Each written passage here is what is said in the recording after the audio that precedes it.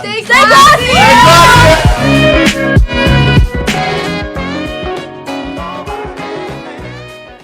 On October 10th and 11th, Andover prepares to move into the next phase of its reopening plan through welcoming back all lowers and uppers in Cohort 2.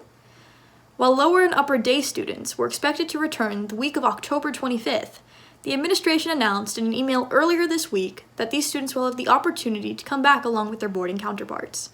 This week, and this weekend, all Cohort 2 students will return to campus for the first time to register for the school year, a process that involves taking a COVID-19 test and will result in a 2-week quarantine period for the boarding students. To get a better glimpse of student sentiment surrounding this transition, live reporters talked to remote members of the community. Here's live reporter Abbie Cheng with the story.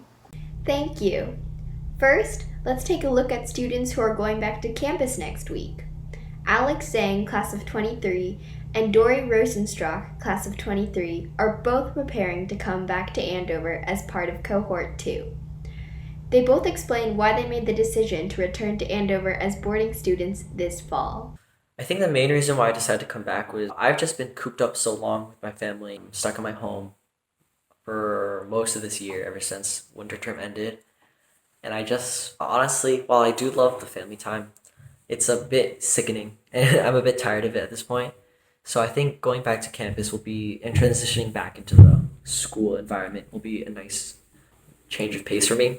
I think I mainly made the decision because I just miss campus so much, and it's such a big part of my Andover experience is being on campus with all of my friends and being able to take classes there and stuff like that. Also cold and snow, we don't get any of that in Houston, and I would really miss it. Although ZHANG and ROSENSTRAUCH acknowledge how different they expect this year will be due to social distancing measures, they note there is much to look forward to on campus. They explain how some of the events and milestones that they are looking forward to will change this term.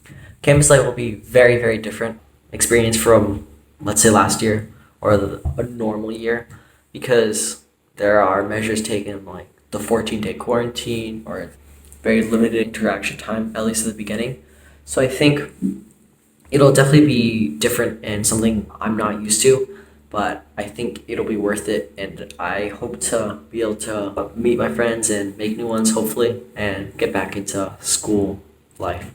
I mean, it'll just be different because we have to be 6 feet apart, and I think a lot of that like campus energy of walking around will kind of be lost a little bit. It'll be very quiet on campus, which is a little bit new, unless it's like before 1 p.m. on a Saturday when nobody's woken up.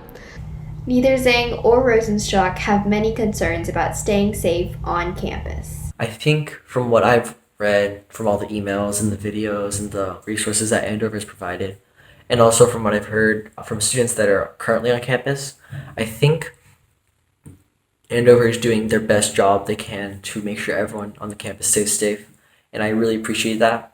So I don't have many concerns. Another thing is my safety is also mostly reliant on myself and the choices I decide to make.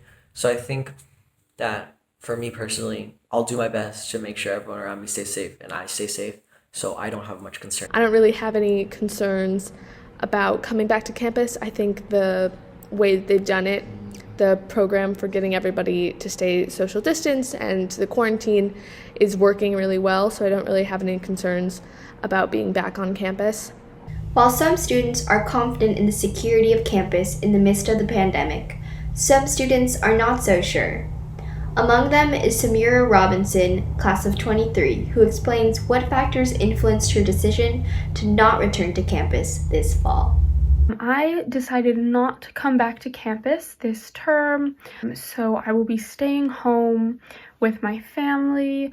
I'm a little bit bummed, but I will definitely, hopefully, if we go back, I'll be there in January. Some of the factors that basically dictated that decision was just health concerns with traveling and all the flights, and possible transmission of the virus, and then also just the timeline didn't make so much sense for me, especially with all the quarantining that would have to be done. Frank ZHOU, class of 22, will also remain a remote learner this term. Despite being off campus, ZHOU explains what he is still looking forward to this term. So I guess I don't have too many concerns about virtual events and the progression of this fall term and what we're able to accomplish. I just can't wait to be back on campus for things like brunch downtown over the weekend, or going to Snyder whenever I want to. So there's certainly a ton to look forward to when I get back on campus, but this remote term certainly promises many exciting things as well.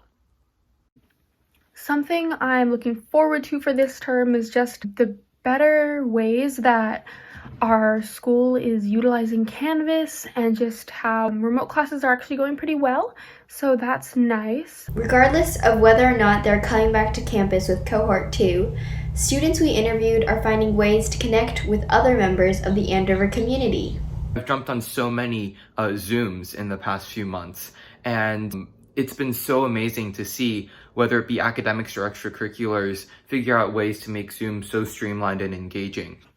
It's been hard staying in contact with everyone. I have to admit, I have lost contact with some of you guys, which sucks, but I'm just trying to reach out over social media as much as possible and FaceTime people, even if it's just to do homework together, and just stay connected as much as possible because I miss the Andover community, and hopefully we'll see everyone again this year.